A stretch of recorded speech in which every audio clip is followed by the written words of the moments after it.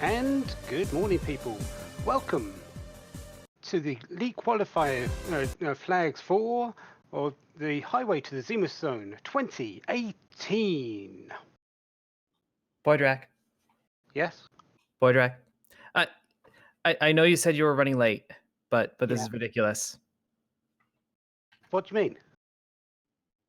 It's not 2018. It isn't? I mean, What year is for this? one, it's not 2018. We're past that now. Really? Oh, Yes, right. yes. What year is this? It's 2020. I'm It's 2 years out. it's the year of Fusoya, apparently. Oh my word. Oh, Yes, you mean we've gone to the moon, Boydrak. We've gone to the moon. you mean I'm doing another of these retrospective if flag sets? I'm afraid you are. Natara, I told you 2 weeks ago I don't want these. Ah. Okay. All Welcome right. everyone to the 2-year retrospective look at the 2018 League Qualifier flags for the Highway to the Zenith Zone. That should be good. There we go. There we go. Thank you. My name's Poydrak, and I'm And here together with Hupfin. yes, who I guess has a better sense of time. And to give y'all a sense of the flag set that we are doing, as Poydrak said, this is a close to a retrospective of the Highway to the Zenith Zone that we can get, given all the updates that have been happening the last 2 years. So we are going to be running, a few vanilla, a few. Well, Poydrak, how about you write it down since you're clearly so familiar with it? Well, to be honest, we're going back to a time when even I wasn't running, and I started racing and running this game about a year and a half ago, which was just after the league qualifiers of 2018 started. But my first runs were in this with this particular flag set. The crystal is not gated behind anything. We're going to find it straight up in a key item location. We're just doing key items in main locations, and so there's no summon monsters as locations. There's no bosses on the moon. There's no trap treasure chests. The pass is in a shop of all places. Yes, to be purchased with money. Yeah, characters are free to get. We've got a foo start that should tell you a whole lot of things. There's no dupes available. You can't get characters back from the Tower of Wishes.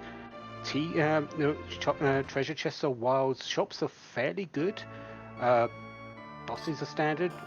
Wyvern's Mega Nuke isn't even available. No free characters, no free key items. Pretty standard. That's been what it's going for a while. Oh, live glitch is on. Vanilla agility anchoring, which is one of the old ways of us doing it, and vanilla hob. There are only two differences. The warp glitch is on today, and also there's no vanilla fashion, because why would you want to do that one? Very true. And one of the things that, as we were running down, we do have free bosses, which is why you're seeing Dia not really fighting Eblin royalty. They're just going to take care of themselves. Yeah, and with every boss that you kill with Fu, as a possibility, he gains 100 hit points and 3 extra spells. So easy fight like this is a good way of him getting some additional power.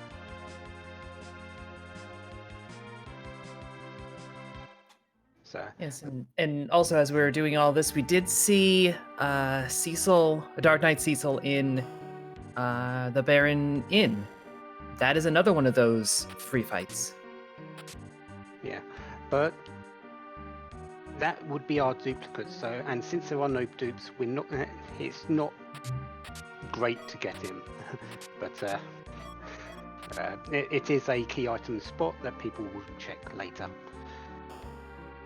Back to the start though, we do have a Fu start with Cecil and the Adamant or which does mean you're halfway to an Excalibur, which could be good for a Cecil that's coming later on. Yeah. We saw one of them to pick up in the party up on Hobbs. Obviously, you see Superintendent Taylor and Dia don't actually have multiple Cecils, because you can only have one. Is Yang up on there as well? If Cecil was a paladin, you could just wait out 2 kicks and then hit him on the head to finish the fight very quickly, but since he isn't a paladin, that's not really possible today.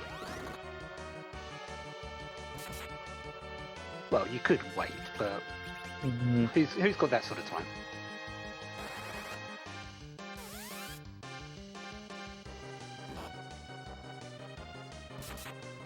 So we're sort of looking at everything that's going on here.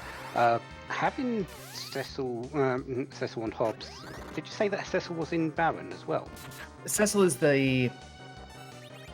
Yeah, Cecil was in there, I thought. Unless that ends up being Kane. I might be an idiot. It might be Kane, and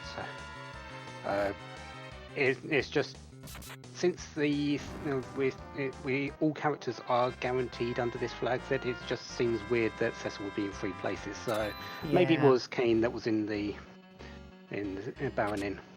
Oh well, there are a number of duplicates because there are more slots than characters, but yeah, not that many. Only by one. There's 13 character slots and 12 characters in total. But everyone seems to be doing fairly similar things, checking the treasures in Damsion, going up Hobbs to check the character. Only Dia's really made a slight deviance and taken on that King Queen Eblin fight. And I'm expecting a lot of people to go to Antlion after this just to clear that out. Yeah, exactly as we see Superintendent Taylor doing right now, and LQ Flurry right behind him. But then again, this is also fairly standard of how it was played out back then. And these checks there's a lot of treasure chests in these particular locations. They're fairly close together. There's a character possibility. There's 2 boss possibilities for Fu. There's a key item at the end of the antline. So there's a whole lot of incentive for doing this.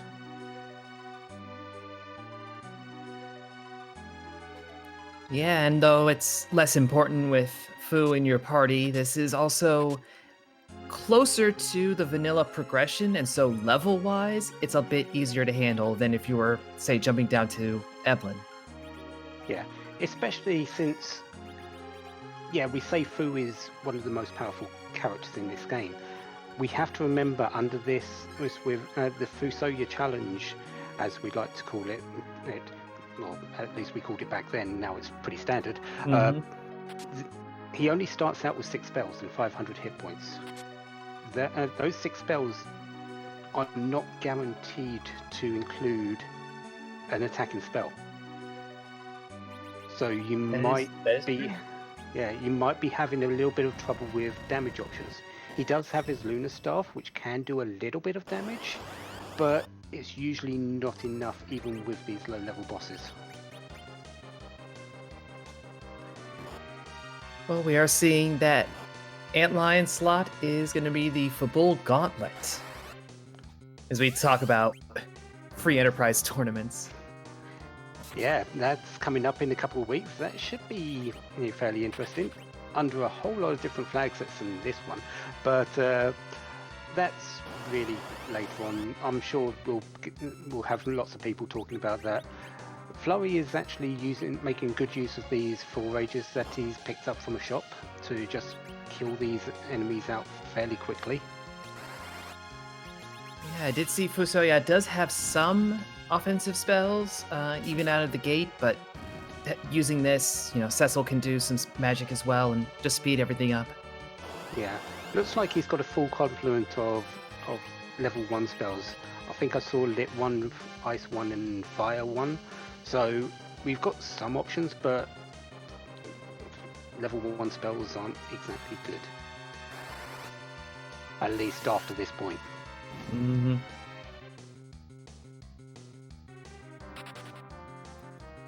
Of course, Dia down there is keeping Cecil dead for a while, which is a sensible strat. This is still Dark Knight Cecil, Cecil rather, and until we turn him into a paladin, any levels that we gain don't matter. You also have to remember that this is vanilla agility anchoring.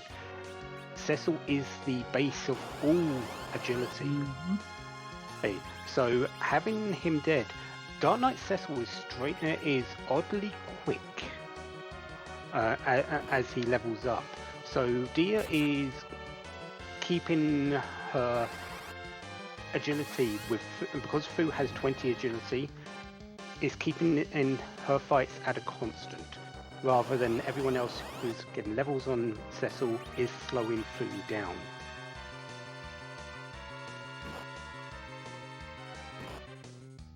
Yeah. Doesn't matter where Cecil is in the formation. He can be at the top, he can be in position 4 or 5, doesn't matter. It always acts like he's in the center. And we did say that the prize for taking on this whole gauntlet is just a pink tail, so that is an adamant armor eventually, but Yeah. not very helpful at the moment. No, always needing a hook to go with that. But if you got a pink tail for an adamant armor, and you've got a crystal sword or Excalibur, which they're already half the way to, you don't really care about agility on Cecil because he's already so overpowered. Mm-hmm. This was the true problem with Cecil. Yes, he is the base of your agility, but it comes to a point where if you get him strong enough, agility doesn't matter. And usually adamant armor, Excalibur, or crystal sword is enough. And when the change was made to take away that vanilla agility anchoring, it only made Cecil stronger. There were a lot of, I'm not going to say an uproar in the Discord at that point of time, but some people already saw Cecil as grossly overpowered, and it just made him a little bit more so. Yeah, I mean, he is the protagonist of the game officially, but that's no excuse. Not really, no.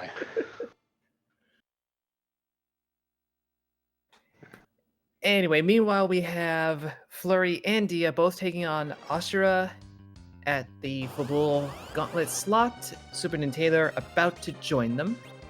Yeah. Not really a whole lot of divergence here. I'm not really surprised, but it shows you how far really the game has branched out from how it used to be. This is all very standard at how it used to be, going in these set locations, whereas now there's a little bit more of divergence in where you'd go to pick up your first items, and from that go to maybe different locations depending on what you found. So it's difficult really to say this is exciting, you could say. Having four people do the same thing, yes, you're seeing the differences in how they're setting up. Like Dia's got Cecil dead to preserve agility, while Superintendent Taylor, Flurry are making their fights a little bit quicker with having Cecil alive to do extra damage. It's having them do the same thing. There's not a whole lot to talk about. Unfortunately, that is the case. Yeah. I mean, you can get into, like you're saying, that minute analysis that deep dive kind of stuff. I've only been playing this for about a year myself, so that's a level of detail that we had to poke Scala to know and observe so well. It takes like high expertise. Yeah. Gambit's making a slight deviance here, checking the waterfall spot and finding Dr. Feluga and Balnab. This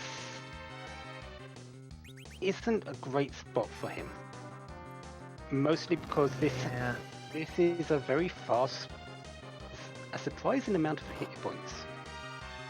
So having just Fu and Cecil here isn't going to really help there. And yeah, there's the reset because Fu can't really do the damage at this stage. Not with just those level 1 spells.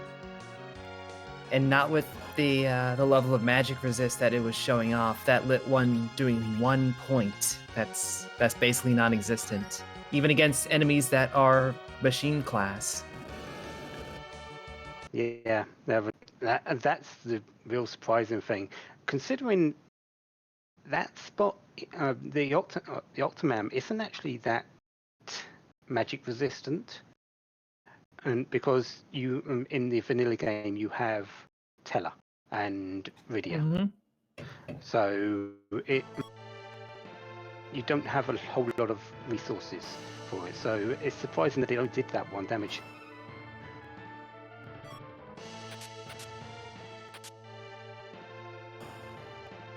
Does look like everyone's getting through that Asura fight now, though. Flurry, the Super Nintaler, all through it, making their shop checks now.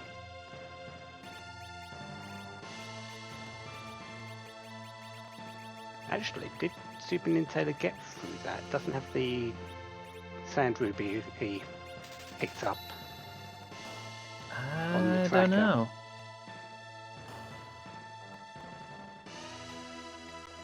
And okay, yes, that is Kane. Yes, that is Kane. Yes, so that solved that sort of mystery.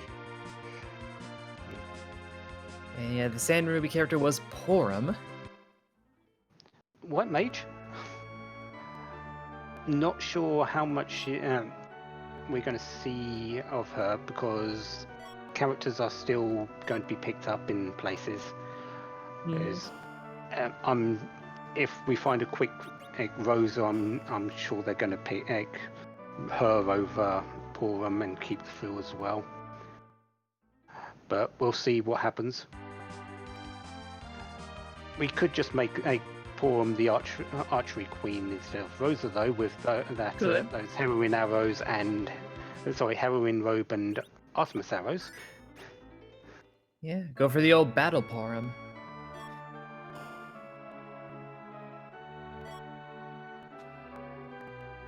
Super Nintaler showed us that behind Rubicante was Ogopogo down in the bar, so Fu is gonna have to throw down some lit. No, this is not a good thing to do. Ogopogo is not weak to lightning, despite being a water creature. He's a moon creature, not a water creature. Sorry. He always counters lightning spells with weak. He counters every other spell with full party blaze. The problem with this spot is this spot has a very high attack power. It's slow, but Ogopogo punches in between in his waves, and those punches are going to be very hard. They're going to be, and if you get one followed up by a wave without the healing, you're not going to survive it. Yeah, we see how hard those punches are. 426 on Cecil. Yeah, and Cecil actually has a fairly good defense power. Yeah, because this is the onslaught, I believe, when you find him as karate. Yes. So yeah, it makes sense for that slot to have some pretty good physical attack. Yeah, and this spot has around 3,500 to 4,000 hit points. Apparently enough that Dia could virus it, though. Yeah, and there's the magma key. Hey, that fight in vanilla, you're not expected to fight it legitimately. You're meant to hit Yang over the head with Cecil in paladin form to finish the fight in quick order. So those 4,000s is really a buffer more. But in this randomizer setting, it's a lot to get through in a fairly hard hitting spot. Gambit pulls out the Grimoire and gets a Mega Nuke.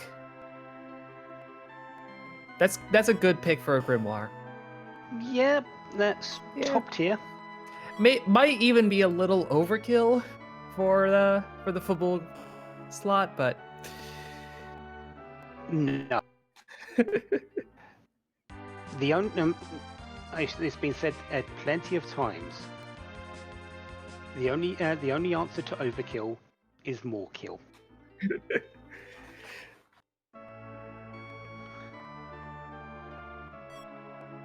But with the magma key he picked up from that particular fight, we're going to likely see a bit more branching out. Flurry's heading down there now. Dia's going to pick up Porum. Supernin Taylor is heading up Ordeals, and Gambit's still lagging a little bit behind from starting a bit late, just coming out of football now. He'll probably be heading over for Porum and likely the Baronin spot next. Yeah, we'll either hit up Baronin or follow in Taylor's shoes. Either move is reasonable. Taylor is going to be the first one with a Paladin Cecil at this rate. Yeah. This is also free bosses for Fu, and since Super Nintendo hasn't had a whole lot of luck with some of the boss fights, such as Football and Baronin, and this is going to catch his Fusuya up a little bit as long as he can get through the fights, which Antlion should be fine because this spot has very low attack power and will not counter the attacks that Fu does with his spells.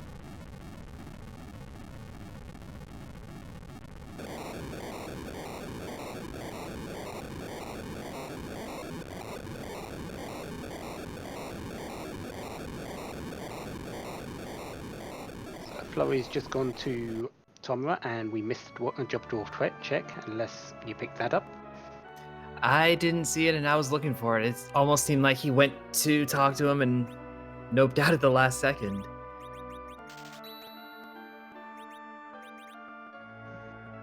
Just teasing us. Yeah, hopefully someone else does the wonderful check for us. I do see that Dia's Fu has learnt Warp. It does seem fairly late down something like 1,000 and hit points or so. So she does have the Dwarf Castle option on the table. Since And the Warp kind glitch of looks like that's where she's going. Yeah. What the Warp glitch does, for those people who don't know, is after the fight against the two bosses in Baron Castle, you can use the Warp spell. This is vanilla.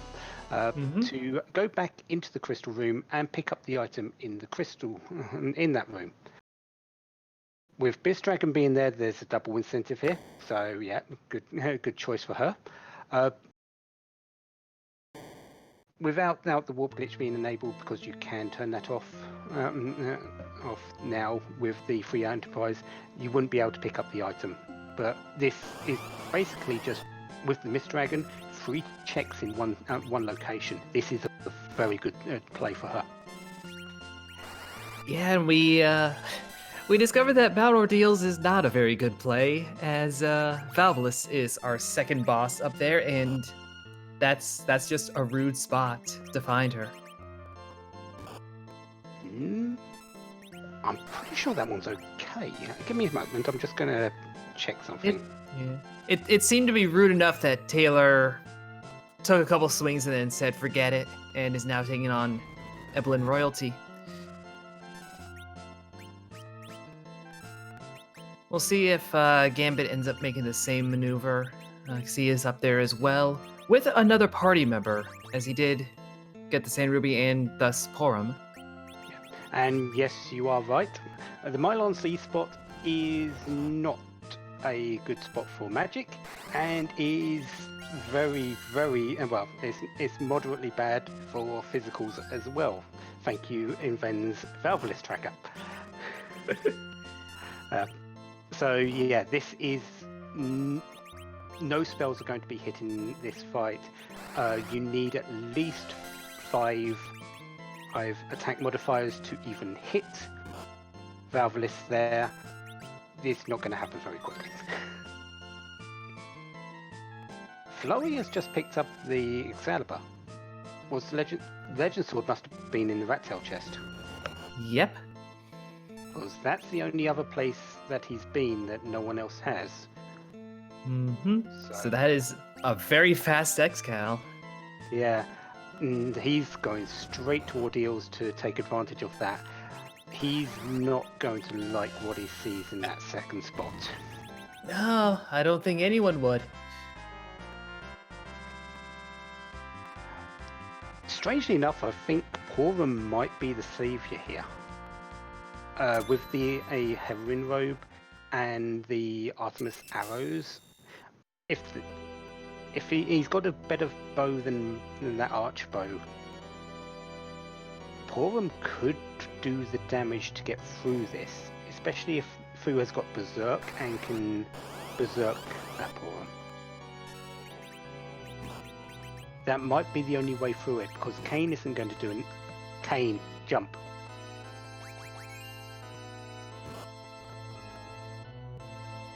Yeah, this is fine. Fine. Kane is able to jump. He's going to be able to get Valveless out of the spin, and then Fu can do the damage with his virus or whatever you want to use.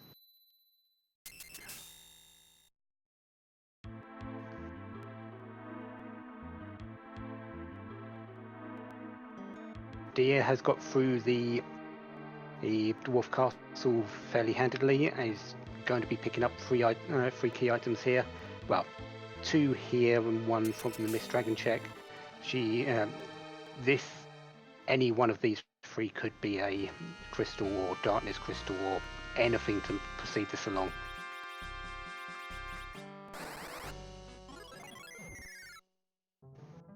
Super Nintendo has gone back to Baron Inn and got through the Ogopogo spot, so he's now picked up Kane and his Magma Key, and Gambit is right behind him. And that is the Pan down in what would require a whole run of the sealed cave, but just warp it. That is a very good play, because a very good thing to see, because you can go do that. You don't need to go back and forth for it. Yeah, that one was really quick. I think that was the crystal. I think Luca just gave us the crystal. We're almost in go mode then. Technically we are, because the pass is in a shop. All they need to do is find it. Hopefully for Dia, it's not in the moon. It's not in the moon shop or the Eblin Cave shop. And unfortunately, that was too quick with her wonderful little background. It's a lovely background, but the contrast ratio. Yeah, and I don't think we're going to see that.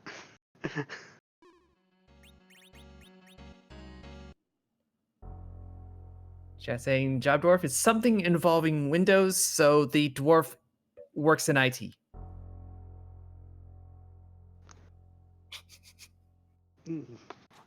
I thought he did reputable jobs.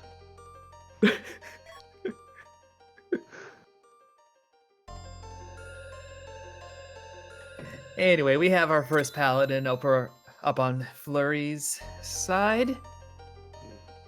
And he is going to likely be very quick to equip that. It's Scout.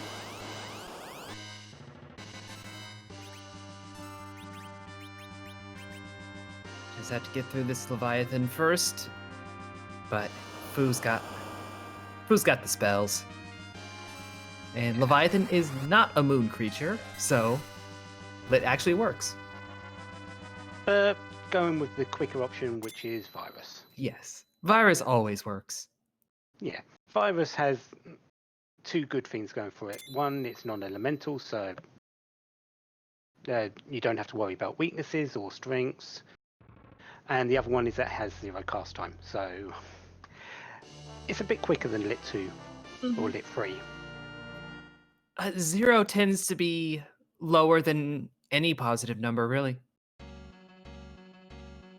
Yeah, some people don't even call it a number. Yeah, well, those people are mathematicians. Yeah, they are. Anyway, the prize for doing all that was not just a Paladin Cecil, but a Baron Key. Mr. Pip-Boy 3000, Dia has not skipped the Land of Summon Monsters chest. She just hasn't gone there yet.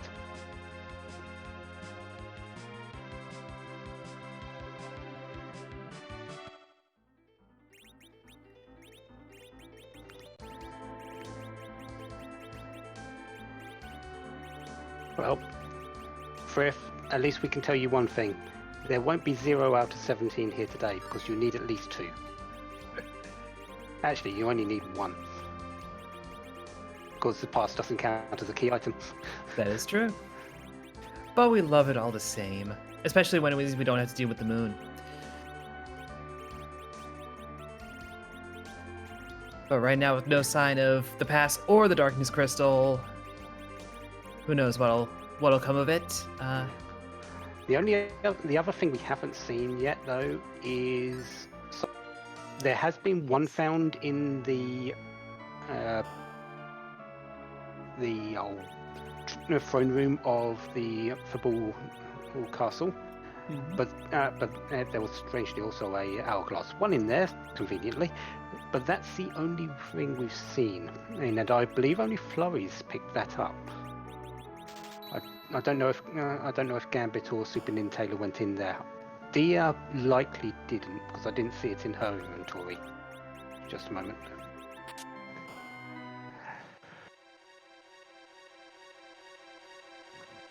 Yeah, and with that crystal being fairly accessible, if runners are going to do grinding, they're going to need more sirens. Or they're going to have to turn on random encounters and deal with all of that, which, meh. Yeah, it's not ideal. There's nothing on the table for a good grind right now. There's no Darkness Crystal, there's no Luca Key, there's no Sirens found. I'd hate to go back to a really old and very bad way of grinding that some people were theorizing back then, but the Clapper grind in the Land of Summon Monsters. People were theorizing about it and no one wanted to do it because it was terrible. But when needs be. I mean, we're rolling old school tonight. We are. I was hoping we wouldn't go that old school, but look, some people take the vintage thing a little too far. But we haven't got our Dash Vintage on today. Oh, we should have, though. We should have. No, we couldn't have, because it wasn't available back then. But it's that was only introduced last year during the April Fool's area. I don't care about accuracy. I care about comedy. This is why I want to see Edward. Yeah, but we only need to look at Invent for that, and we just get it instantly. Anyways, we're going a bit off track now, aren't we? Well, we are at this point. A lot of our runners are just covering each other's steps. We're waiting for Flurry to now take care of Mom Bomb and see what comes out of Baron. Yeah, defeated the Dark Imps, simple ice free from food to do that. We've got Nuke now, so Mum Bum's going to go down very quickly. Does have an additional 9,000 or 10,000 hit points here, so it will take a little bit more, but it's 2 nukes will do it.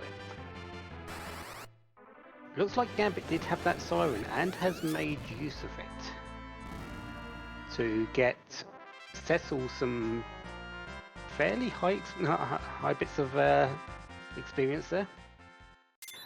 That should give him about 20 levels or so, 21 levels. Yeah. So good power input for him. And there's our Rosa.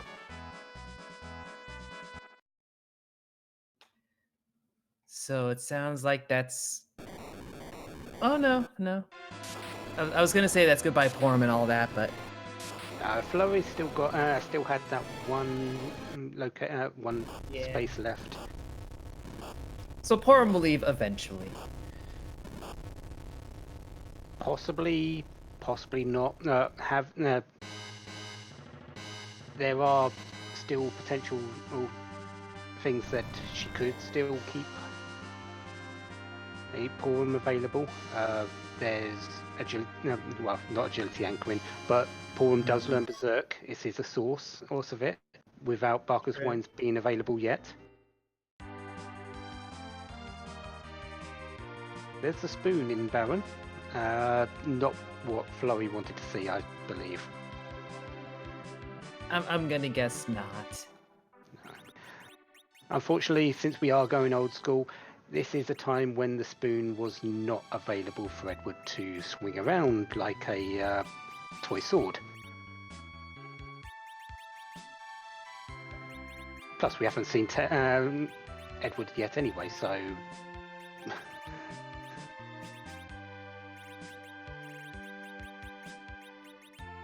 Yeah, with this setup, the spoon is just one more towards our 10 key items, and that's it.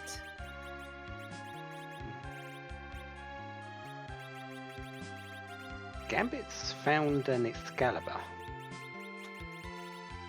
Not crafted one, found one. So there's the power of T Wild. Lots of good items just lying around. All you have to do is find them and pick them up.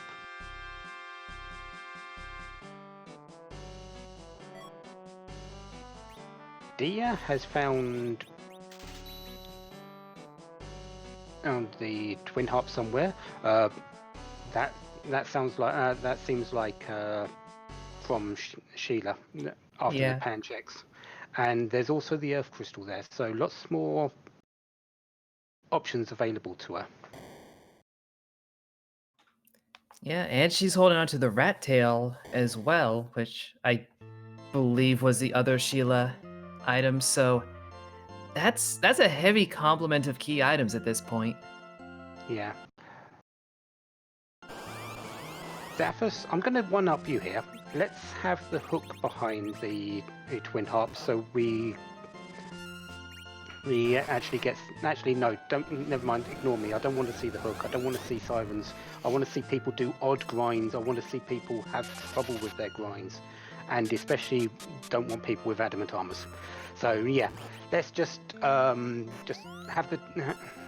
something there that's not the hook.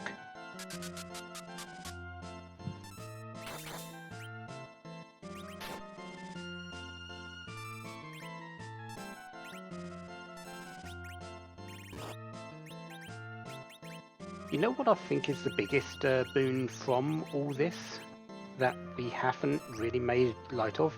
We've not seen Edward in the Seed. We have not seen Edward in the Seed, no. Yeah. And what that means is, with the crystal being found in the Dwarf Castle, there's no real chance of the New Age Edward strats being available right now.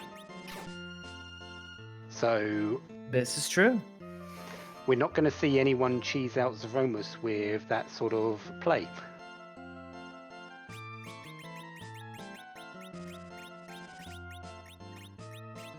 Which is honestly a little disappointing, because certainly the first time you see somebody do that, you're like, why Edward? Why is he here? He should be at home. and then gradually it all clicks into place, and it's very interesting and compelling, and also confusing, Yeah. which I think is the Edward experience, really. Yeah. I'm well on board with a good Edward strat, but you don't want to see you want to see it in. You don't want to see it all the time because it is a very long-winded strat, and you know exactly what is coming.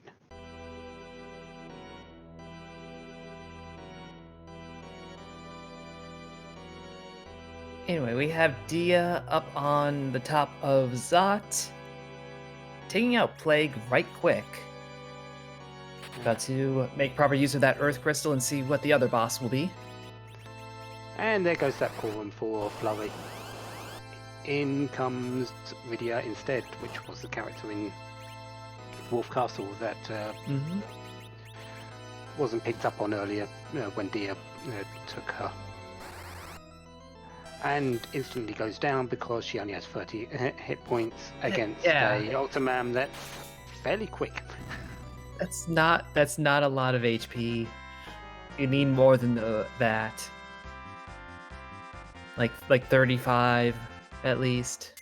Yeah, I don't think Flurry is going to be too much too bothered because this is still there's still a lot of C to play. There's still the grind section which is going to come. Can put Rydia up to a decent level for Nuke to go for a hybrid strat, or could be hoping on a different character later to just swap out. So Dia has stumbled upon Sid and Edward and has taken them over Cecil and Porum.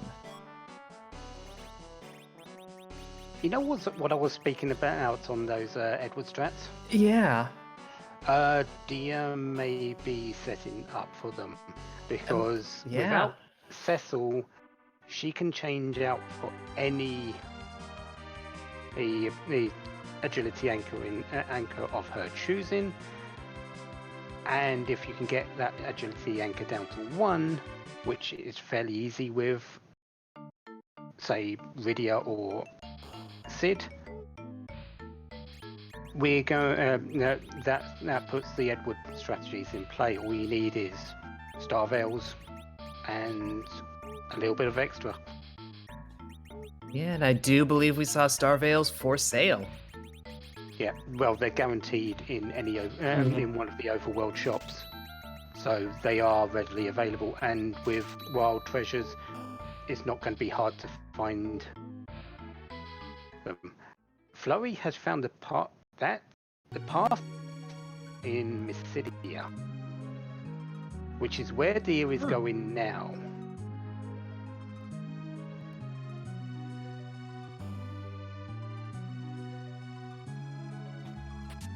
Gambit, meanwhile, did pick up that Twin Harp and is heading up to King Magnus to play us a tune. So everyone, get your guesses in chat.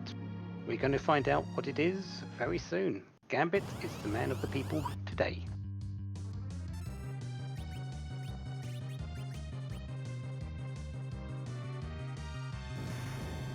Yeah, Dia's setting up for Edward strats. That cursed ring on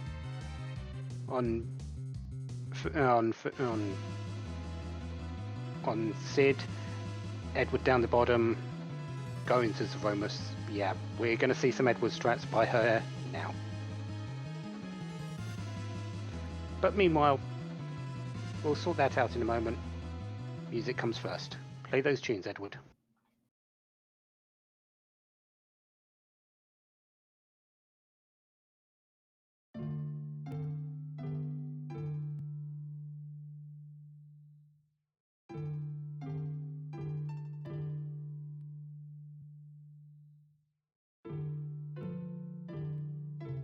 That is the Hymn of the Faith in Final Fantasy X.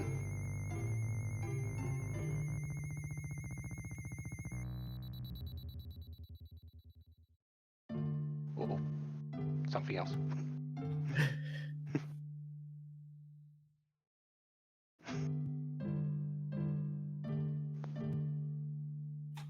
Yep, Hymn of the Faith.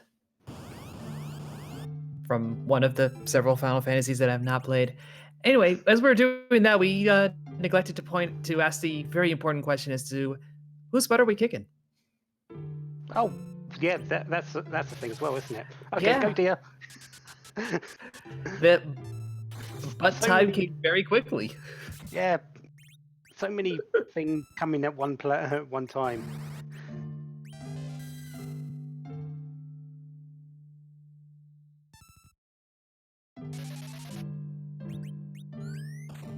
So the true colors are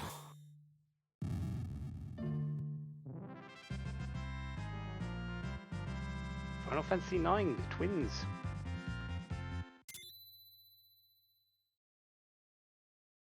Zorn and Fawn. Well, technically they're not twins, are they?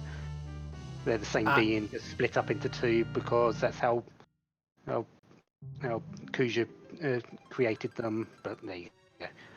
Yeah, we're getting into real existential questions that I don't want to tackle on a Monday. Yeah, we'll leave them to Friday.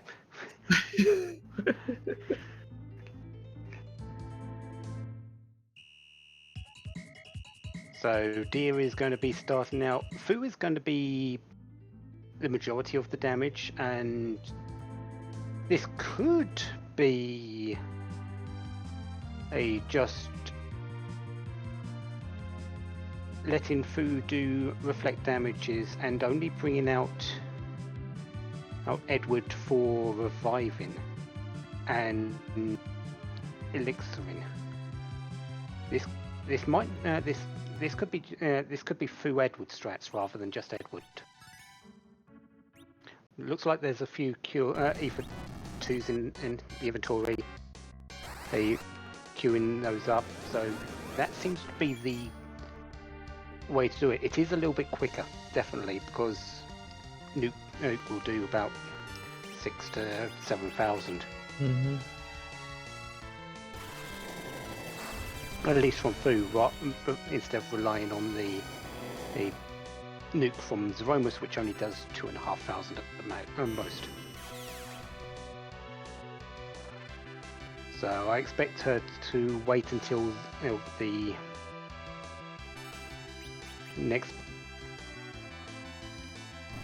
or not. Okay, hiding again. Yeah, that seems risky. They wait until the next big bang. She'll have to wait until after the virus. Let's see if she remembers that. She does, and now out comes Edward. He'll likely then pick up Fu, or going over to Edward strats now.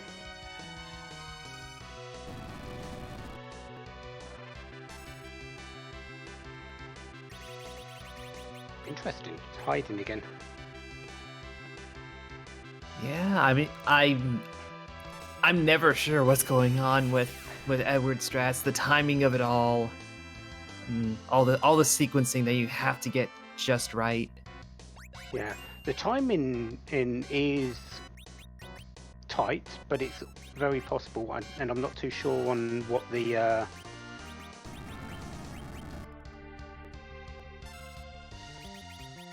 how they're how she's setting this up.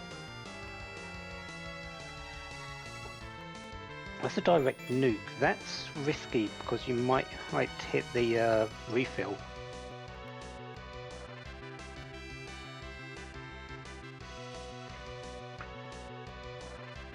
This is interesting. It's not your typical Zeromus strat here. In any Certainly shape. not.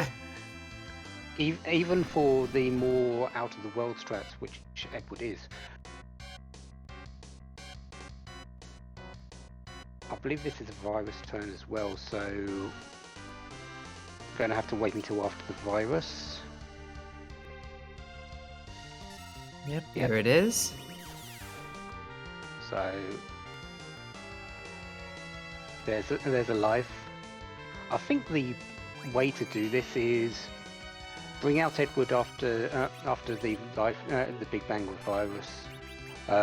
Starvale on Fu, do a nuke, and hide on Edward, and just let Fu tank every single big bang, which is how he set it up this one. I just reflected off of the. That was a direct one. So that was another direct, yeah. But reflecting the counter. Yeah. I'm hoping that she's counting in things, because if she goes over that 42,000 mark, she is going to trigger that refill.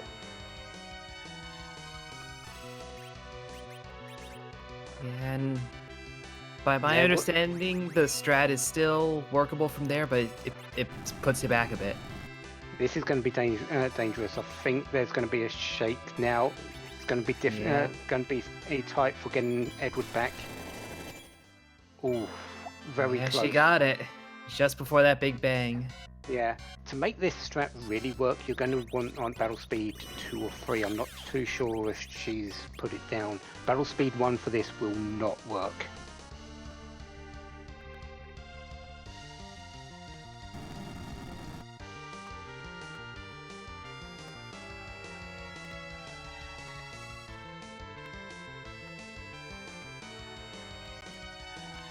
Because we are seeing how long this whole strat takes. It is a pretty slow approach, but Dia went into the Zeroma's fight way early.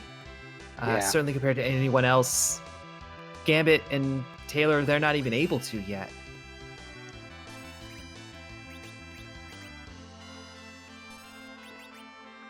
So here comes the Star Veil. I expect a reflected nuke here after the instead of a direct one. Yeah. This going to just now just stick to reflecting and let the refill not happen. Just have Edward pick up Fu. Just keep going from that. This is all still very tight. Mm-hmm. One slip up, one letting of Edward take a big bang or virus will be the end, and will have wasted a lot of time. Yeah. Flurry now is going into the fight. I'm pretty certain he doesn't have Edward. He's doing something slightly different. Nah, he has a more conventional party. Yeah, but he doesn't have that. He has that Excalibur, so he might be doing a little bit of a berserk thing with a very low level team. Mm-hmm.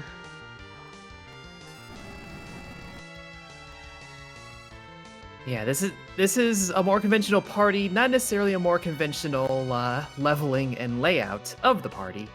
Yeah, this is a result of there being no grind option. No Darkness Crystal, no Sirens, no Luca Key. They're having to do their darndest to really just scrape out this victory. Actually, Flurry hasn't even got the Excalibur on. It's Artemis right now. That might be for agility manipulation, though. I suspect so, yeah.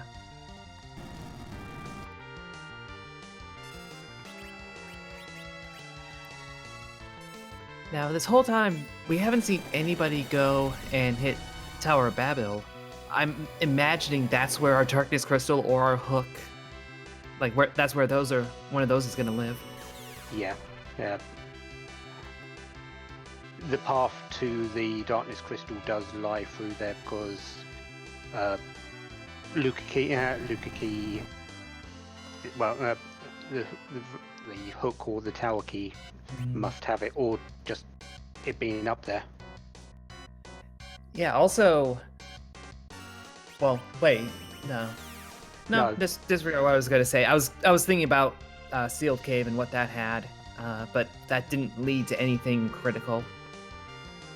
No, that had the pans and didn't really lead to. Well, it led to Edward. Yeah, so it made Dia's strat possible, certainly, Yep. but wasn't required for getting to Zeromus.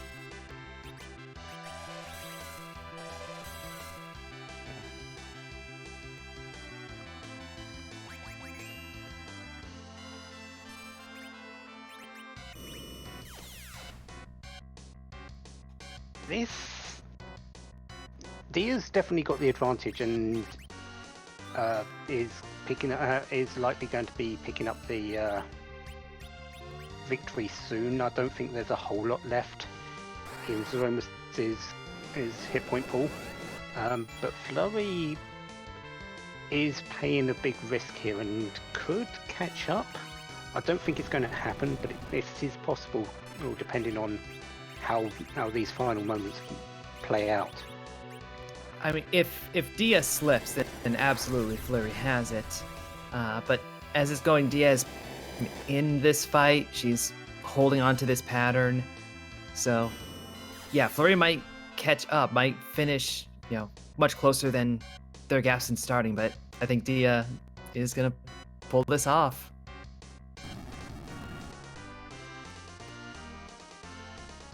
Which is more than a little impressive, I should say. Yeah, these strats are always taxing on the mind. You never know for certain if you've played it correctly. Even Simbu, who sort of took on this strat and sort of made it his own in some places, has got a wide variety of variants. Doesn't really. He's always stressing how taxing it is to make sure you get every single input right every single time.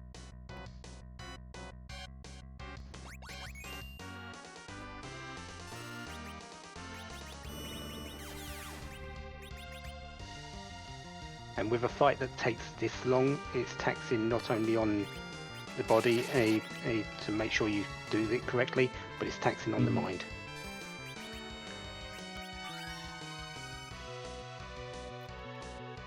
Yeah, this is where it starts to most resemble high level speedrunning of a game, where it's like you're going for a good chunk of time and you've got to get everything exactly right if you're going to hit a competitive time.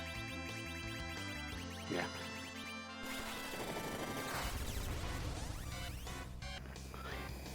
Playing things a little bit close there, having the star belt on Edward instead of Fu, so the hiding was a little bit later than wanted.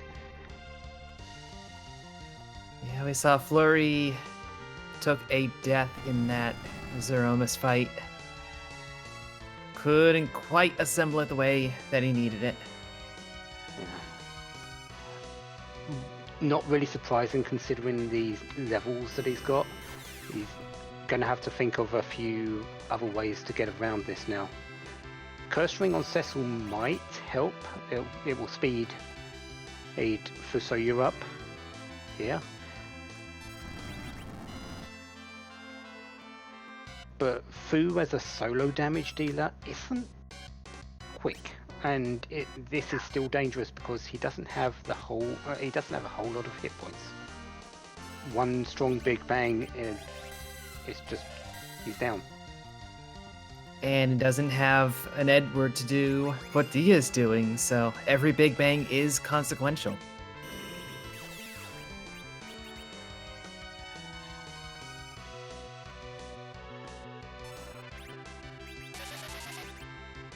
Dia might be out of Star Veils because there comes a wall. Yeah, that's scary.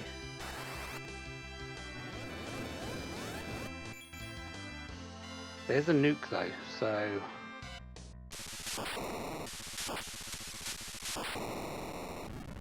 And there's a flash. So Dia has done it.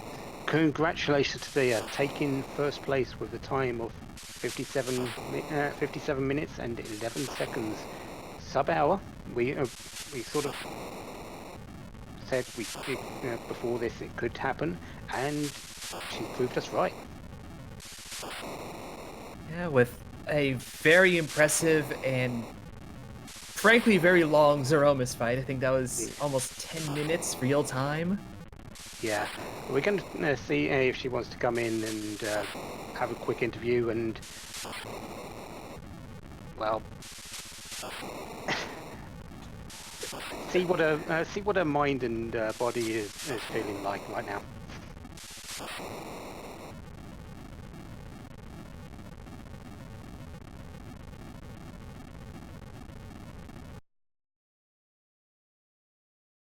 And we have just brought her in. So, dear, congratulations.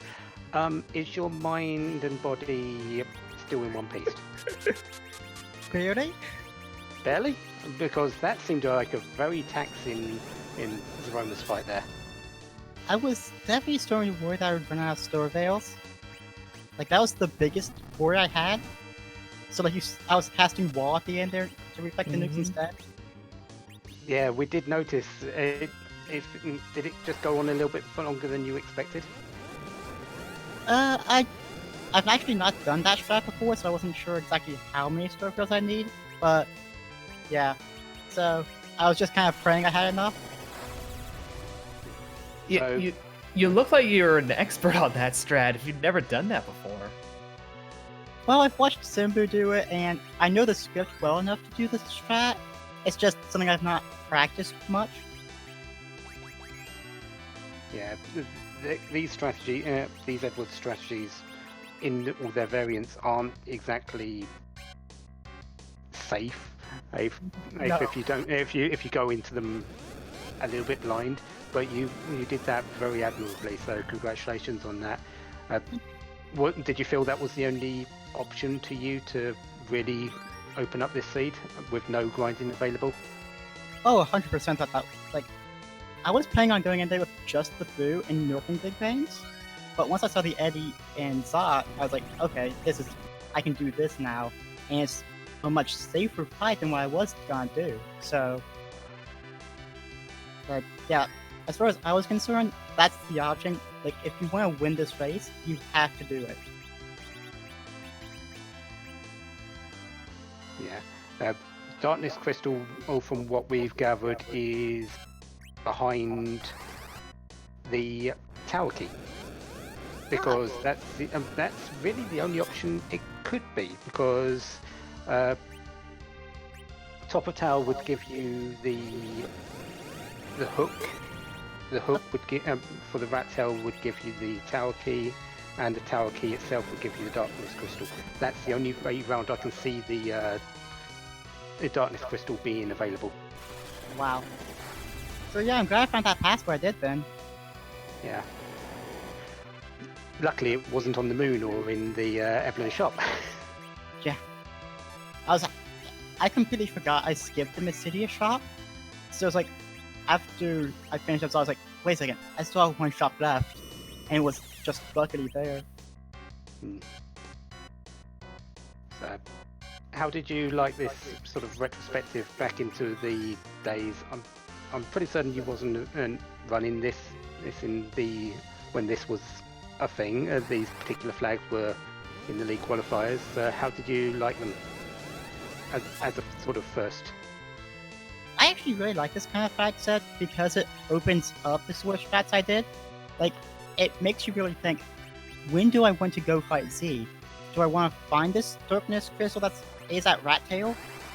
Or do I want to grind? Like, what do I want to do? You know?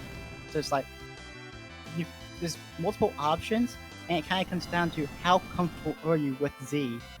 And like, how comfortable are you executing that fight? Yeah, it had a good sort of new age twist to the old style flags, I suppose. Yeah. So, do you have any other thoughts before we let you go and get your breath back? Just shouts to you and helping for the commentary, Dathis for the restream, and Snaky for trafficking. And yeah, just all around pretty fun seed to play, in my opinion. So can't wait to see where everyone else is at. And you executed beautifully, so congratulations on your first place. Thank you.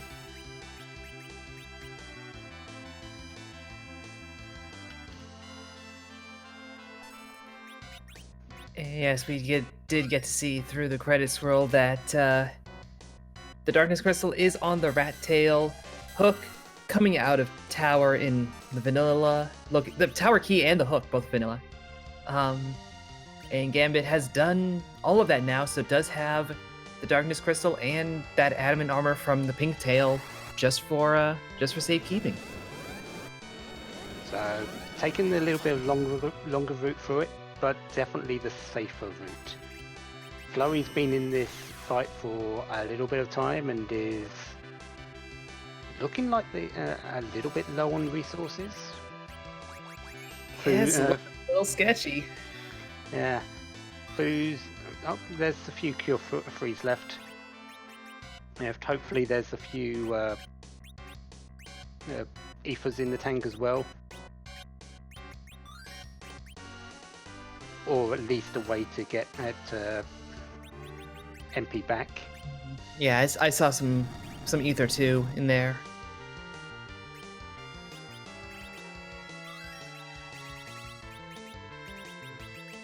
Superman Taylor's just finished Zot, so I doubt he's going to keep the Edward. I don't think that he's got the confidence in his own ability because he is a fairly newer runner to do an Edward strat. I could be completely wrong, but I don't believe that's the case today.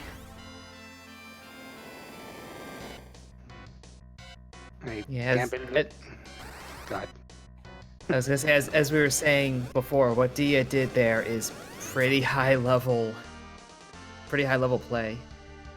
Yeah, and shows how the newer strats definitely still apply to the older flags, or the older flags apply to the newer strats.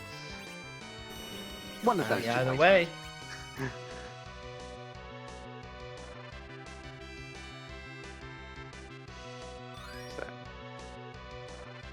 Superman Taylor going to pick up that Legend Sword for the Excalibur. I don't think he's picked up the one in the chests that was around here, so don't even know if he's got Cecil. Yep, there it is. So yeah, got Cecil.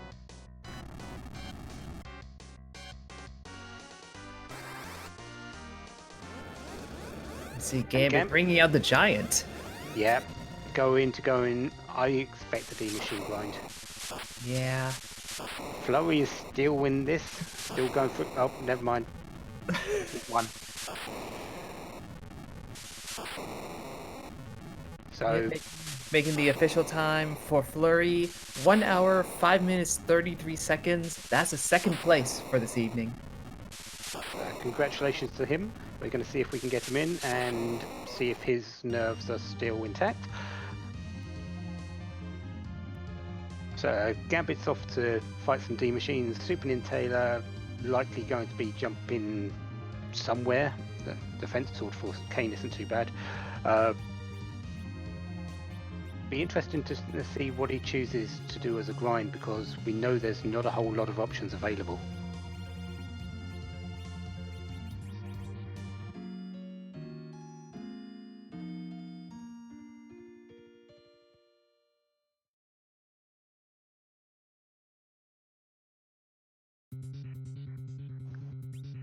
And we are now joined by Flurry14. Congratulations on second place.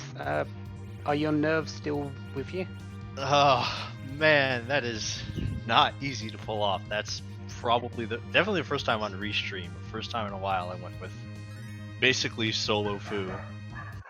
You were a little bit underleveled.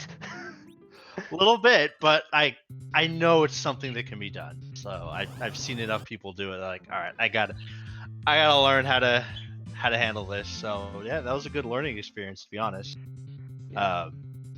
Tried one approach, didn't work. Tried the other approach, and it did work. So I thought maybe I could sneak off at 31 agility, enough damage with the X-Cal, and still hopefully keep everybody alive to where I wouldn't have to rely on just Foo nuking.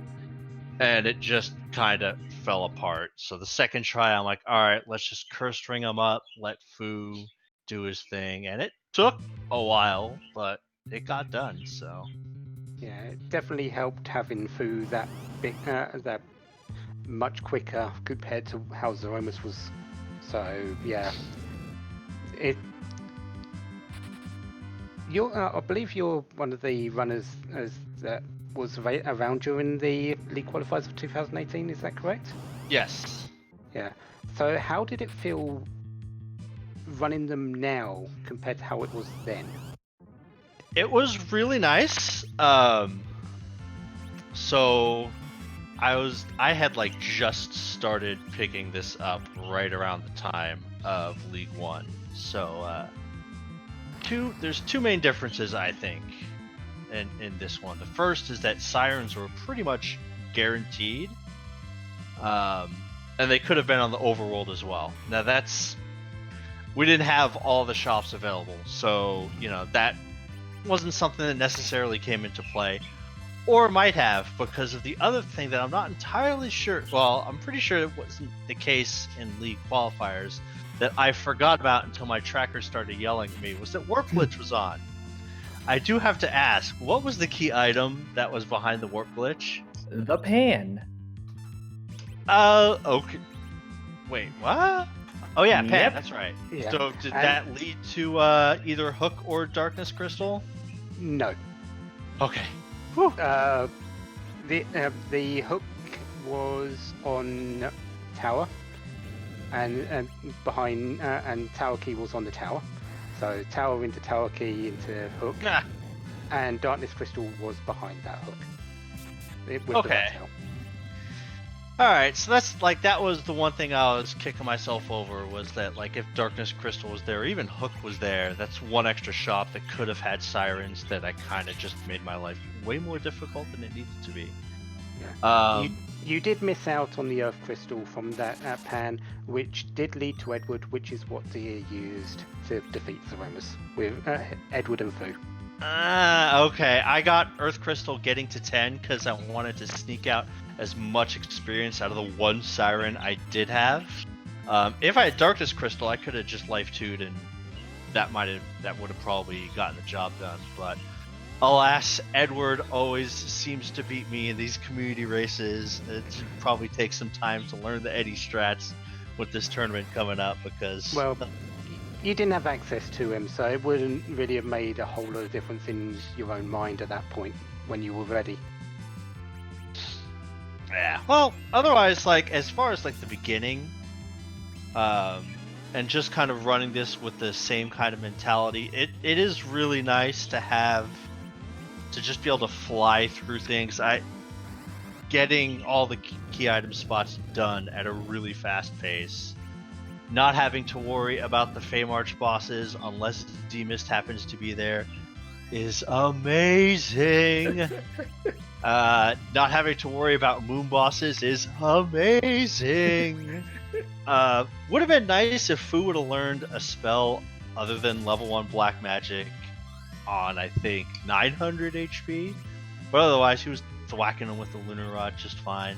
And yeah, so it was fun. I really love those seeds. I know it's not necessarily of the more challenging, difficult fights per se, although that Zeromus fight might beg to differ, but it's pretty good. I like to use it to kind of brush up on mechanics and not spend as much time menuing or cleaning up the battle a little bit. So yeah, I'm all for these flags and looking forward to Friday.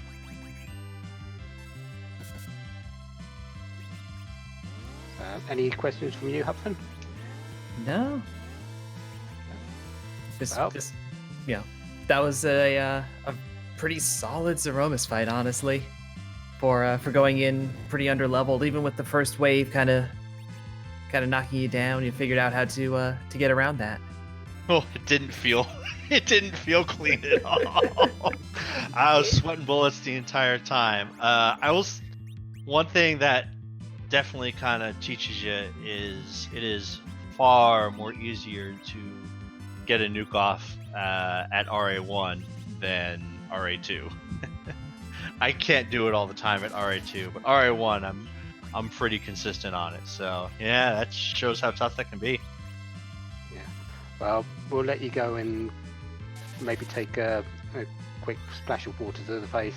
Yeah. Congratulations on your second place and a very well executed seed in total. So congratulations. All right, thank you very much. You guys have a good one.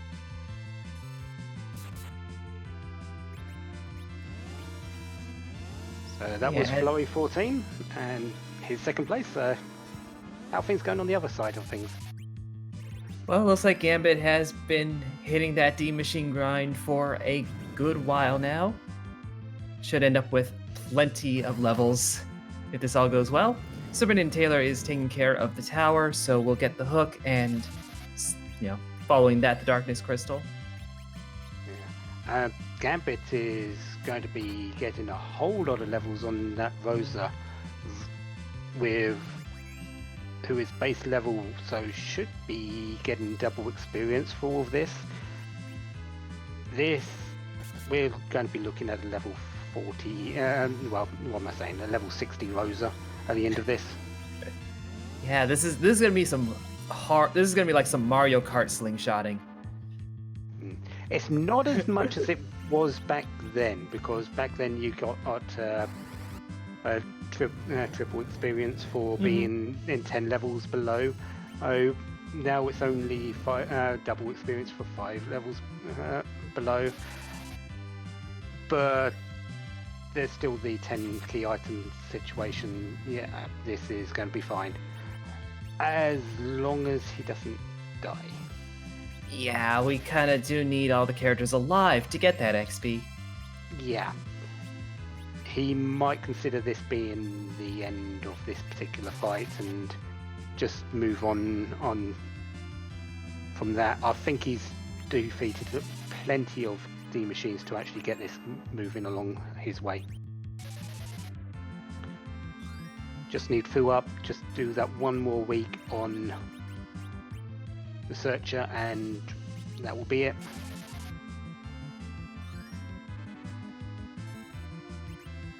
Might not be completely confident in how much he's done though, so he might wait a little bit. Yeah, looks like he's still going at it.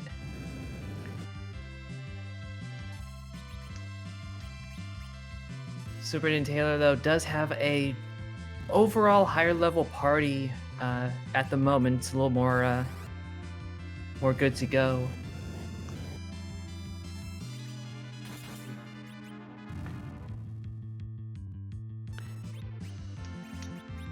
I think the big issue with how Gambit is setting this up is that he's not having Fu lined up totally in his queue order. Fu's just defended, Rosa's taking a turn now, so it's going to be a little while before Fu gets his again. He's got to swing around everyone, and that gives the D Machine ample time to get to maybe 3 fires off, which is a lot of damage, because that does 20% of your total hit points in damage.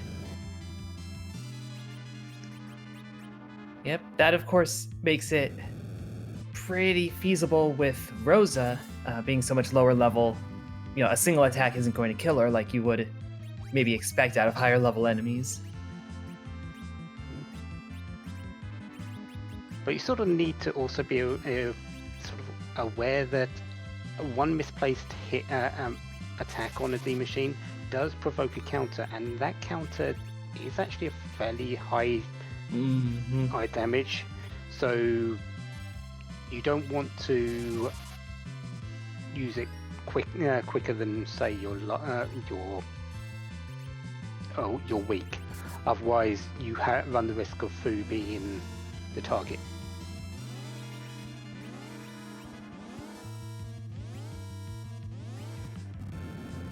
Superman Taylor is summoning the well, going to the moon, or the giant. Going to the moon.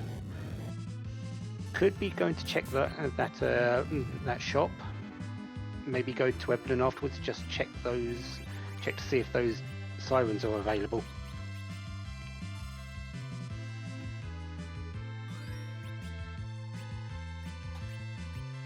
And if not, don't know, go run through the subterrane, maybe take on one or two of the moon bosses on the way to get your last couple of levels, and then give it a go. Yeah. Looks like Gambit has decided that enough is enough. There was the week on, wow, the 59 levels. That was 1.7 million experience almost.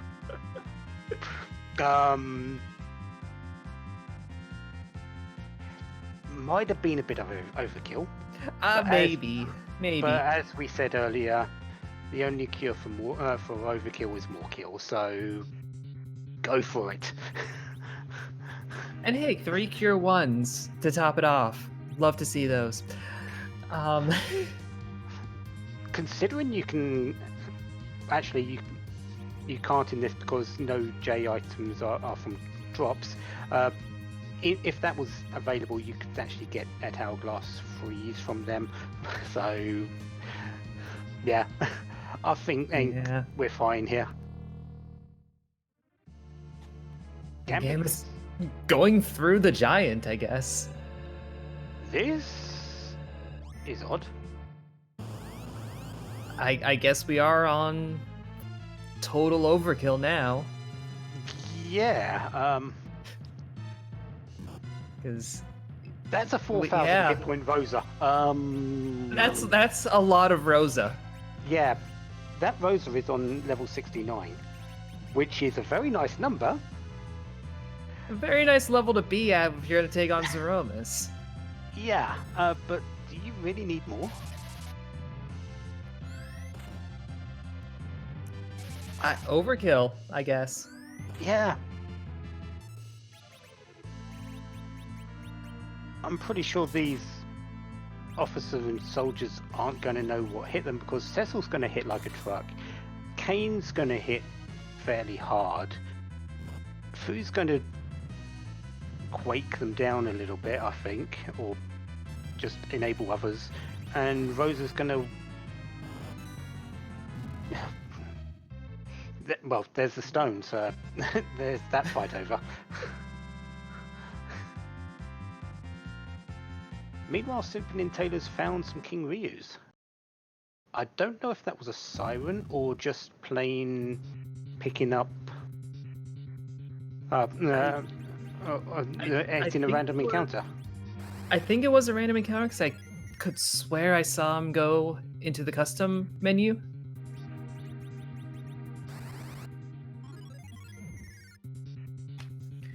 But either way, like I was saying, get a few moon levels in, so you're feeling all the better. No, when you take on Zeromus. That was a siren because that was the traditional siren call spot that people use. It was just before the passageway to the key item to the boss spots. So, likely going to go and check these, as you said, Ed, a little bit earlier. Just do these last boss locations. Just win this fight.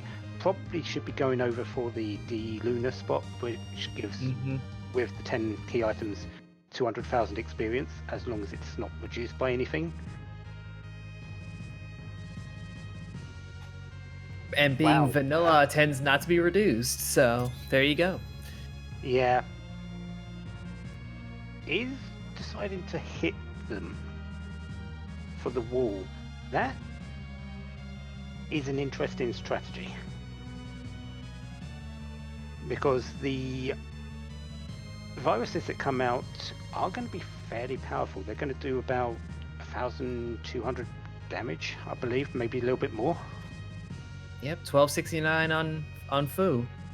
Yeah, and the characters don't exactly have that much.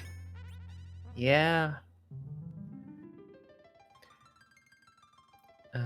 Also, as and all Fu this is out of MP. Yeah, that's a reset.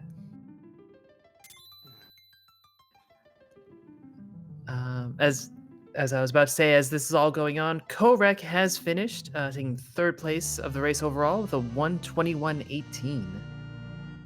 Congratulations to him. It'll be nice to see to understand how people are getting around the pressure of the no grind options. Really in this. Yes, we're looking at times now which people have found a way of grinding and have done it, such as Gambit has and Super Nintendo's done a little bit. So we're sort of looking at, oh, they found a darkness crystal, or they've gone and done some sort of grind.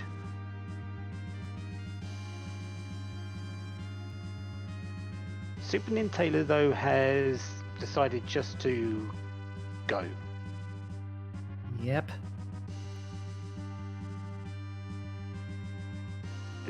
Cecil was level 41. To get 28 agility on Cecil just through levels, you need to be level 45.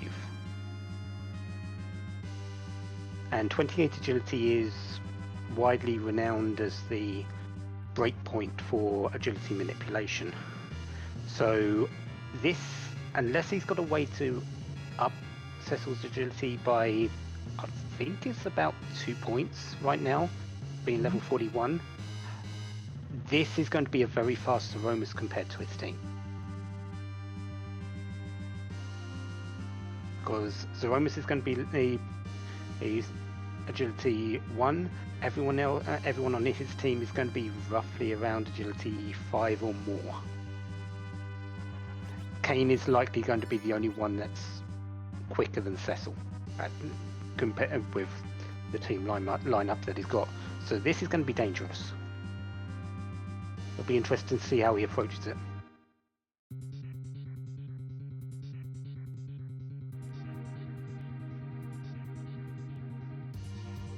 Gambit, on the other hand, is just going to walk in there, look at Zeromus. Zeromus is going to look at his buffed up team and quietly move off to the bottom of the screen, I expect. Yeah. Gambit's walking in with a bit more bravado, I would say. Yeah. A 4,000 HP Rosa is bravado. Even Porum's got something like 2,200 hit points. When Porum can survive a non-nerfed Big Bang, you're coming in with swag. Yeah. 2,400 almost on that Porum. Yeah.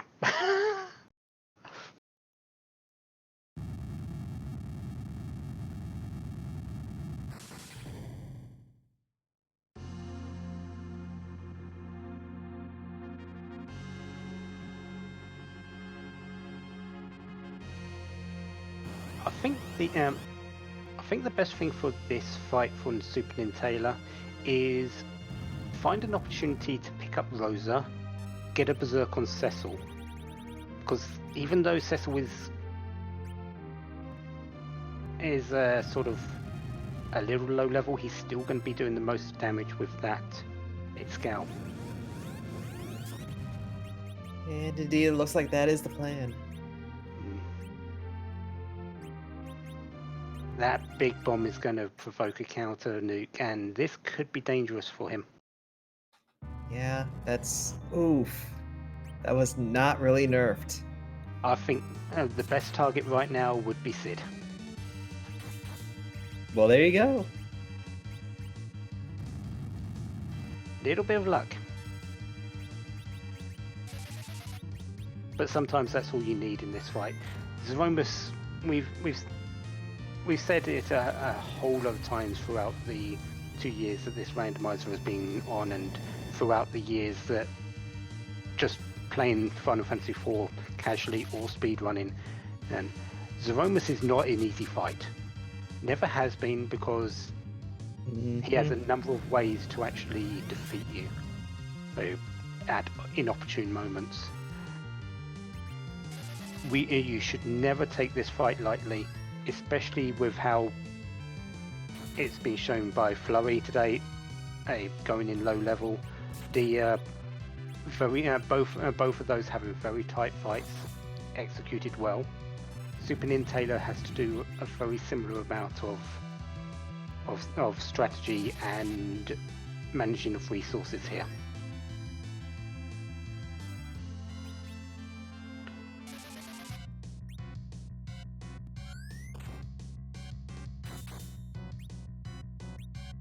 That virus isn't nice, but it's still not the end because Fu is still available. Yeah, as long as Taylor can keep one healer alive and kicking, still in it.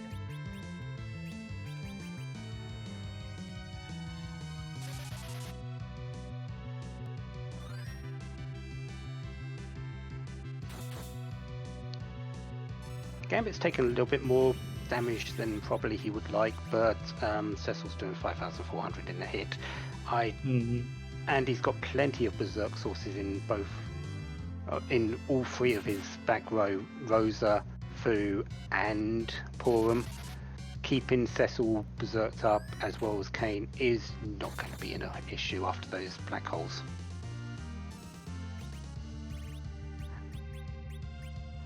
And that's an issue for Superman Taylor. Yeah. And I think he's given up on that particular attempt.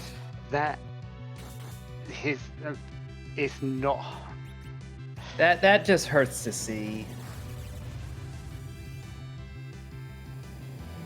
It's not a surprise, but it's always unfortunate to see no matter what happens. Meanwhile, Gambit has lost a whole lot of everything compared to what we were expecting. Yeah, I'm honestly a little surprised. Doesn't look like he was queuing up to do any Big Bang nerfing at all. So, yeah, a few inopportune hits. You can take down Fu and Porum at this stage. Slightly inopportune Cure 4 Reflect as well. Which means Rosa is likely going to go down in this, so there's going to be no more healing. And if a Big Bang Meteor comes off in the next set, he could be done for in this particular fight. This black hole might save him, though, with clearing out the Berserk. It might, but it also sort of means that he's going to have a turn where he can't control his characters. Yeah, and there goes Kane. So that nuke is, So he's going to have to hope that he can get a cure off here, because Go with the run buffering at this point.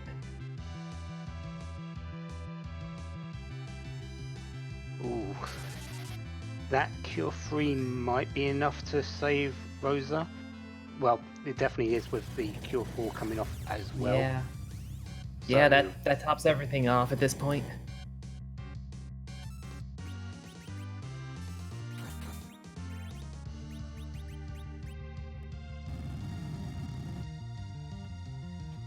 Superman Taylor has taken down the evil wall, a few extra levels there. Rosa getting life too, that's nice as well for him.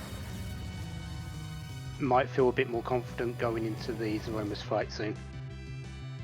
If he can get there, maybe just take a small fight to get Cecil up to level 45, get that 28 agility, I think he'll be in good stead to actually get through the fight next time. It will all depend on how he feels he wants to do. Small optimization problem there. He did put the Artemis bow in the wrong hand, and you need it to be in the off hand to actually get the most out of it. This nerfs the damage by 25% if you put it in the wrong hand. All that said, it is on Rosa. I don't know if Taylor really intends to use Rosa as a damage dealer, so may not have an impact, but yes, you need to keep that in mind as you're playing this, especially if you end up having to use a lot of archers. You can't really discount the agility manipulation that it is. Going into this the Lunar fight though, with Artemis, it's likely he's using it to get some extra damage against these dragon type enemies. And even with it being in the wrong hand, this is going to do a fair amount of damage, but not the 9999s that you can see with that sort of thing.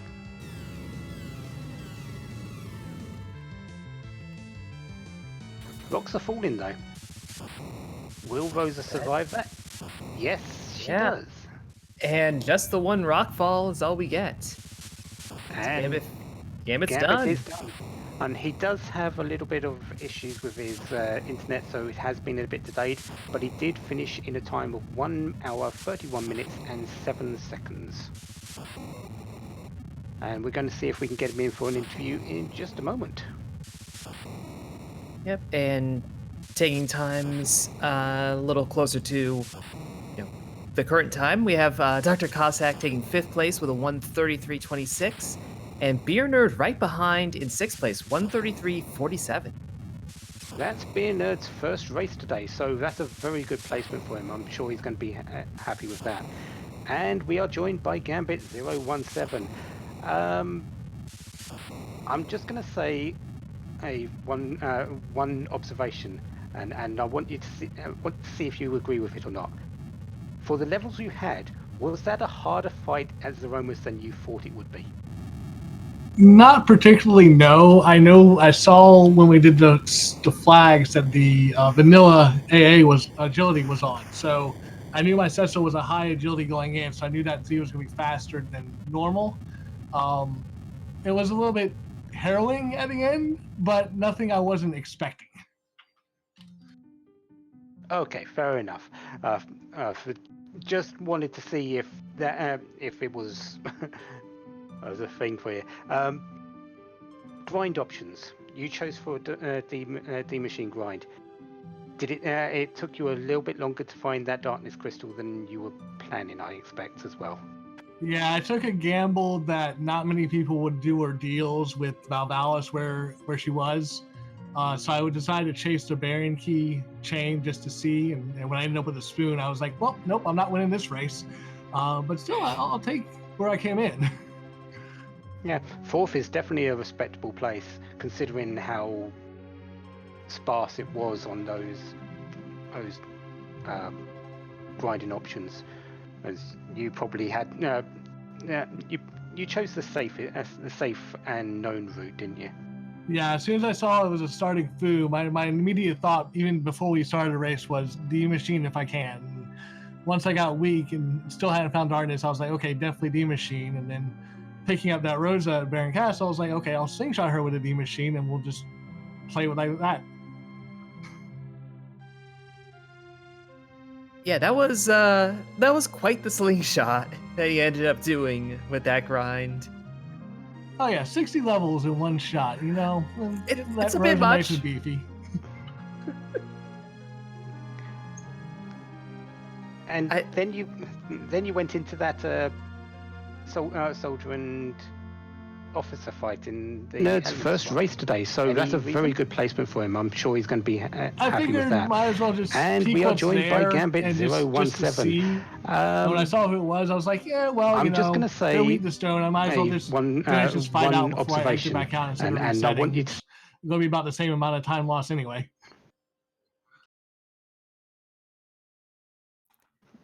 That's a fair point. Actually, for a brief moment, I thought about going ahead and completing the giant just for the lulz, but I decided instead just to walk it back out and come down and then do the walk of shame. By the way, I know Pass was in shop. Where was it? Because I didn't do much shopping. Mysidia. Oh, that hurts. Yeah. Yeah. So as considering this is a flag set from almost 2 years ago now, how was it like to go back and play this type of thing? I believe you didn't get to play it back then, or you might have played around a little bit with it. I was just coming into the community during this flag set, so this is kind of where I started from. So it kind of brought me back to my roots and brought me back to the beginnings, which was fun to play around with again. I started also at this particular flag set, so I am well for this. I'm really happy that it's got to showcase it as well. So, do you have any final thoughts about the seed before we let you go and do whatever you want? I just wish I had checked Demist earlier. I had forgotten about it when I got the pan and when did Sheila 2 and all that. If I caught Demist earlier, maybe I would have had a chance for a little bit better placing, but I'm not going to scoff at 4th. I'm happy where I ended up today. Yeah, and if to put your mind a little bit more at ease, you really lost to a couple of well executed strategies. Edward Fu's strategy on Dia's part, and a very low level strategy on Flurry's part. Oh yeah, no, Dia and Flurry are definitely two very good racers. So is who was finished third? Korak, right? Yeah, correct. Yeah, they're all very good racers. So to come in behind them, I'm very happy with my placing. I will take it any day of the week. Yeah, definitely be happy with your run today. You've given us a lot of entertainment, so thank you for that, and congratulations. Thank you guys, and thank you to all the Restream team that makes it possible. We appreciate it.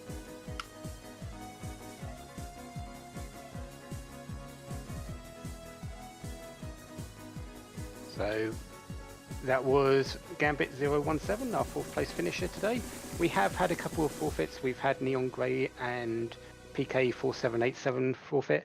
Likely the options for grinding might have been too much for this. Yeah. Superman Taylor though? So go ahead. I was gonna say Dia's time kind of is deceptive for how tricky the seed was in a lot of aspects. Yeah. A lot of people were going into this, Fu start, this is going to be simple. Then you get thrown at a very... you get a seed where there's no grinding options and you have to rethink your entire way of looking at how to play the game.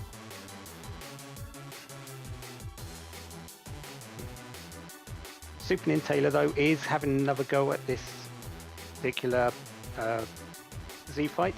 Cecil at hit points looks like is at least level 45, so slowing Zeromus down because of the agility being at 28. So this should be a whole lot easier once those berserks are running on both Cecil and Kane. Sid will likely be a alchemist, while if required, while Rosa and Fu keep the berserks up and cure if necessary.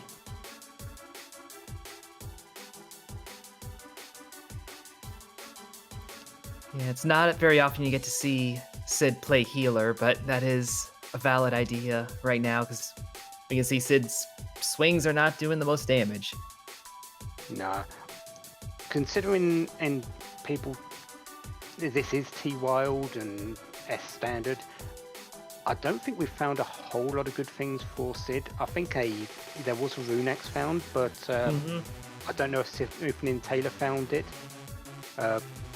Kane and Cecil's weapons are very much superior, and Rosa, well, looks like he's gone for just doing a little bit of extra chip damage with her as well. Yeah, when you got this agility advantage, you might as well press it. Considering that's 372 in that last swing, I think he might still Sid might be still rocking that wooden hammer. So Could be. Bash that jester, Sid. Go for it. Or don't, because that big bang just took Sid down. Yeah, I'm almost certain that Sid has no armor except maybe that prisoner robe from the very start. Yeah. So he has no magic defense, so these big bangs are going to do max damage each time, and that's 2,700 hit points. Mm-hmm. That's a lot of damage. even with this party at this level, that's oof. That's oof territory. Yeah, and yes, he does have more than 2,700, but you're going to be wanting Cecil and Kane up in priority to him, considering the damage what you want as damage.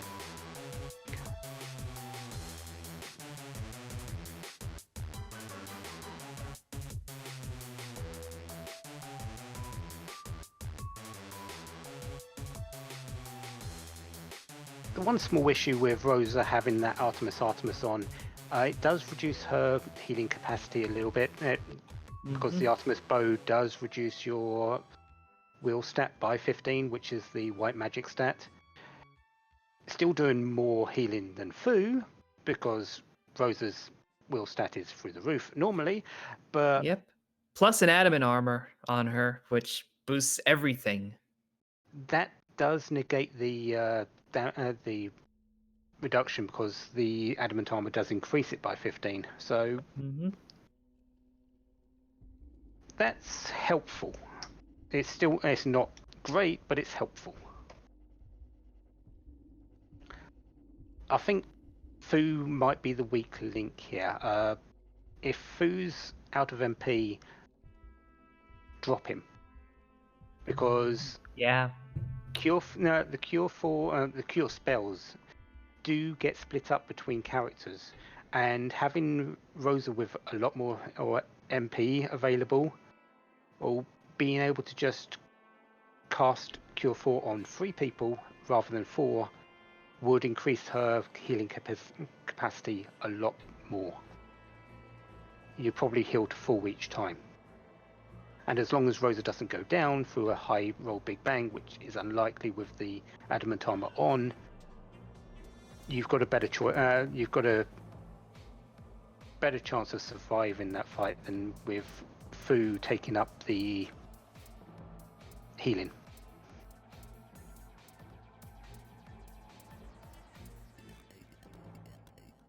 And heck, Fu can still do a little bit of damage through that kamikaze that he's got in his inventory as well. But that's all moot because there's rocks. Yeah. 2 swings and you do it. And there we are. Gets Taylor. Yeah, just that little bit of extra agility on Cecil made all the difference. And I don't the attack power, the strength for the attacks helped a little bit, but I think the agility did every single bit of work there rather than anything else. So yes, that puts Superintendent Taylor in 7th overall with a time of 1:45:15. So congratulations to him. We're going to see if we can get him in for an interview. Oh, and then, well, we'll see what's happening after that.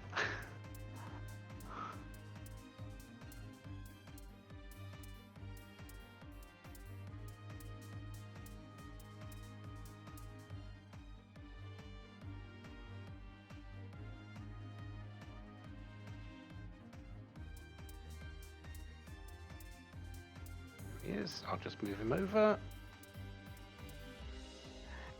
And there's our finisher, Superintendent Taylor. Congratulations on 7th place. Oh, thank you.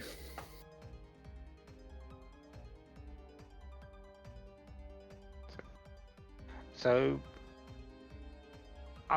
you're one of the newer runners to this. How long have you been running this particular thing, this particular randomizer, would you say?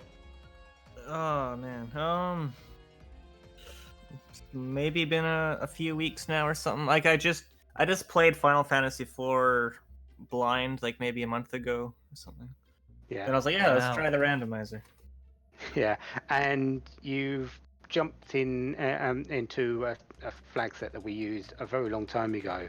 I know there's a few probably similarities to some of the easier flags which you might have been in going into. This is one of the easier options on the actual thing. So you've probably played this set before. How did it feel to do it in a race setting rather than casually? I mean, not too much different, just because I'm always kind of when I'm playing on my own, I'm also racing. Like I'm trying to beat it as fast as I can. So it wasn't too much different. It was I don't know. It did feel familiar because I know when I first started, I was always doing the beginner flag set just to get used to it. So starting with Fu brought back some memories of my first few days practicing.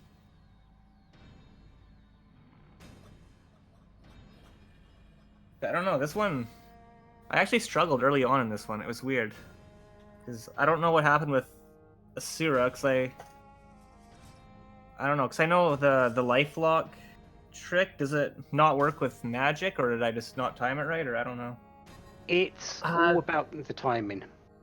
Yeah, the timing is very particular. I've been practicing it myself, mainly with physical attacks, since you have better control on it. And yeah, you come in just a little early or a little late, and it completely throws it for you. Yeah, it has to be at the same time as the life one is used. So within I think you've got a few ticks of leeway, because that although you don't see it those heads are still spinning. In if one tick has gone on, so I think it's 1 or 2 ticks. That head is now on its next turn, so you will get the Cure 3 or Cure 4 head instead of the Life 1. It's very particular, and agility is a big part of it, because if Asura is fast, it's going to be spinning quicker, and you're going to miss that timing. Yeah, so I've always done it with physical attacks. I guess they're a lot easier because they're more instant, but I guess with the delayed magic use, I guess that kind of makes it a bit more difficult. Yeah, it just means that tick has happened, so you're going to get onto the next head, and you're going to miss that life lock itself. Yeah, I remember halfway through that fight, I was like, well, this is going downhill, so I was like, throw out a Grimoire, throw out Big Bomb, and hope she doesn't use a Cure 4. And then out came a big Cure, and I was like, you know what, reset. Yeah. And then I went... Yeah, it did seem like you struggled a little bit just to get your foot in, but you recovered very well, and then you were presented with no grind options. Yeah, So... it took a while. I had to... I don't know if other people started this way. I considered it, but just going and killing the Mist boss location just to get some spells on Fusoya. I thought about starting out that way. I don't know if other people did.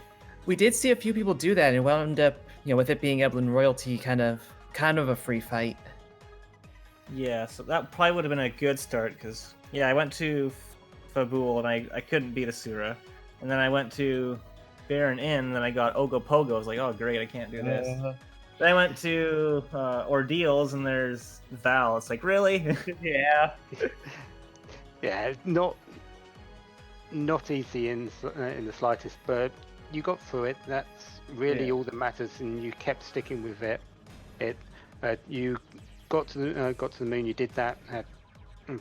You found everything you needed. You found defense sword. I think you're the only one that had that defense sword for Kain. Excalibur for Cecil.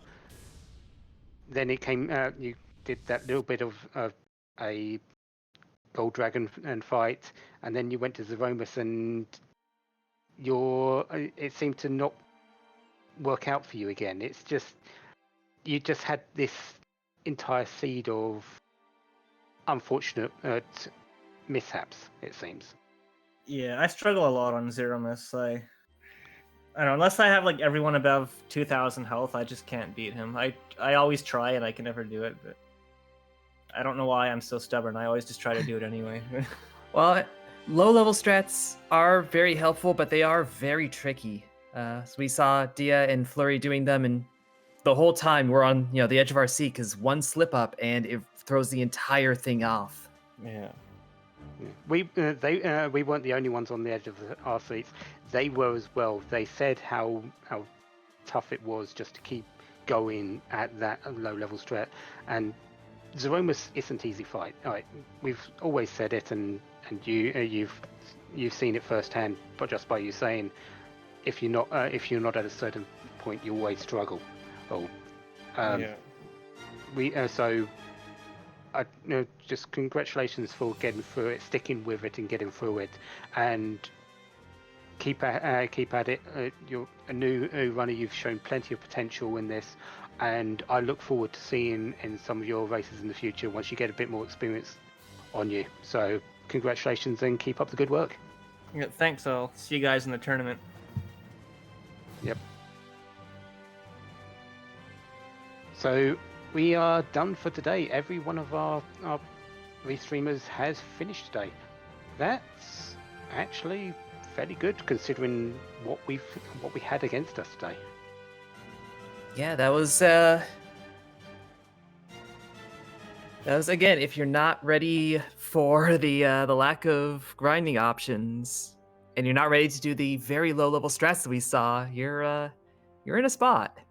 Yeah, it's always good to see these little things happen, and learn either learn them or learn from them, because there's always going to be that chance that things are going to show up like that.